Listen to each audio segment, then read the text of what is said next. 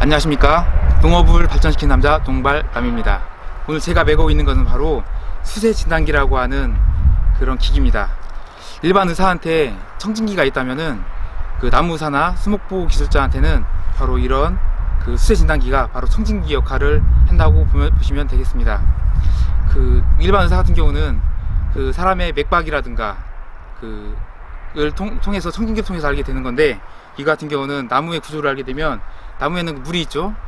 물이 흐르고 있고 물 안에는 각종 영양분이나 전해질이 있는데, 그 전해질의 그 흐름이나 그런 것들을 이 전류기를 통해서 알 수가 있다는 겁니다. 발명하신 분은 바로 이걸 영어로 하면 사이고 베타라고 하는데요. 이걸 처음에 고안하신 분이 바로 사이고 박사이기 때문에 사이고 베타가 된 겁니다. 여기 본 수세 진단기의 그 구성품들입니다. 앞에 보이는 가장 중요한 본체와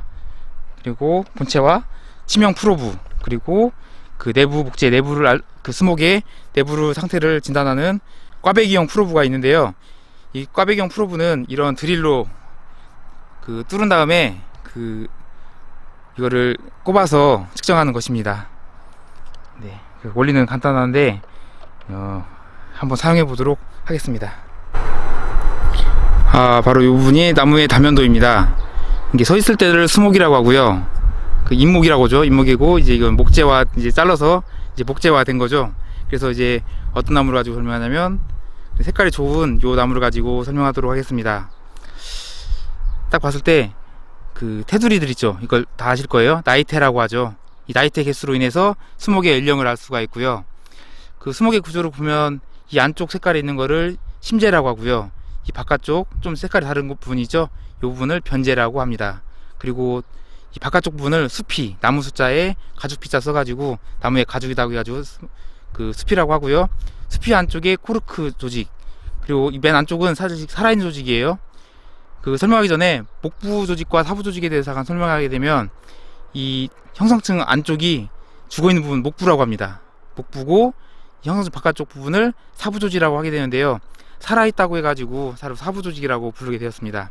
그래서 생명활동이 하는 부분은 사실 테두리에서 생명활동을 하고 있고, 이 안에 나무의 안쪽은 사실 죽어있는 부분이기 때문에 그 나무를 지탱하고 있는 역할, 다년생이기 때문에 그 목재로서의 그 나무를 지탱하고 있는 역할을 하게 되는 거죠. 그래서 죽어있다 보니까 이제 녹어수들 보시면 알 거예요. 한 100년, 200년 정도 된 나무들 보면은 이 가운데가 부패돼가지고 썩어서 동공화가 됐을 겁니다. 동공화가 돼도 이 테두리는 살아있기 때문에 그 생명을 100년, 200년이 돼도 살아있게 되는 거죠. 그래서 오늘 설명하고 있는 이 수세 진단기는 여기까지 다 듣는 게 아니라 생명활동을 얼마나 잘하고 있냐, 굳이 여기 살아있지도 않은 부분에까지 사실 넣을 필요가 없는 거예요. 그래서 이거를 침을 꼽아 가지고 여기까지만 꼽아서 그 생명활동이 얼마나 잘하고 있느냐, 이걸 판단하는 기기가 바로 이 사이고 베타의 원리가 되겠습니다. 그리고 이 같은 경우는 이 침을 많이 쓰게 되는데, 구멍을 뚫어가지고 여기까지 뚫어가지고 부패가 되고 있다고 하면, 부패가 되고 있는지를 확인하기 위해서 이걸 이 침을 꽈배기형으로 만든 프로브가 있는데요. 드릴로 뚫은 다음에 프로브를 집어넣어서 그 부우균이 있는지 그것까지 확인이 되는 게 바로 이 수세 진단기라고 할 수가 있겠습니다. 그 수세 진단기의 초기 세팅법에 대해서 설명하도록 하겠습니다. 자, 여러가지 좀 뭔가 복잡한 그 돌림 버튼들이 있는데요. 이걸 하나씩 설명하도록 하겠습니다. 자, 맨 처음에 이거를 온에서 배터리양 전압을 체크하게 되면은, 여기는 8.58이 나왔는데 이게 7 이하로 떨어지게 되면 전압이 약해서 안 되겠습니다. 그래서 일단 8 이상이 나왔기 때문에 사용해도 되는 것입니다. 그리고 이제 0점을 맞추게 되면 이 수치를 0로 0으로 맞춰야겠습니다. 그리고 칼큘레이터는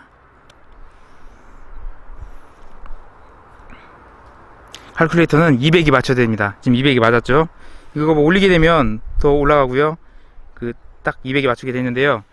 왜 맞추냐, 이게 사실 저울로 따지면 0점 조절하고 똑같습니다. 그래서 이제 쓰기 전에 그 다음에 이제 하이에다 놓고 사용하게 되면 되겠습니다. 그래서 한번 써보겠습니다. 숫자가 어떻게 변하는지. 자, 침을 부르게 되면 보시면요, 숫자가 변하죠. 숫자가 변하는 걸 확인할 수 있을 것입니다. 그래서 이거는 수사 진단기가 단위가 옴입니다. 19옴, 18옴이 되게 되는 거죠. 전류를 통해서 저항치가 얼마나 되느냐. 그러니까 저항치가 높은 게 좋을까요, 낮은 게 좋을까요?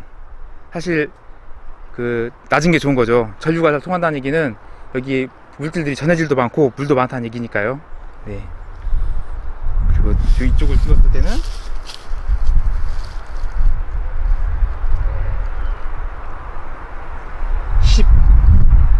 구가 나오고요.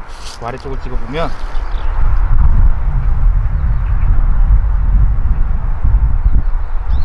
11.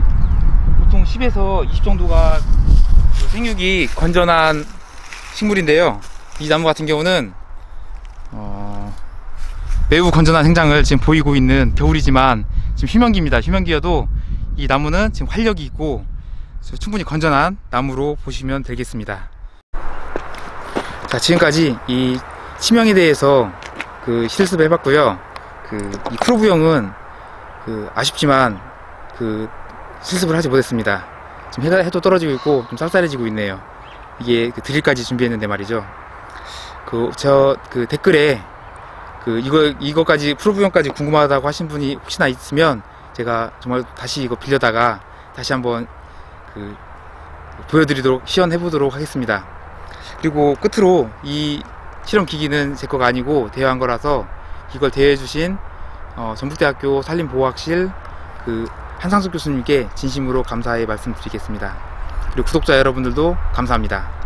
자, 농업을 발전시킨 남자 동발남이었습니다.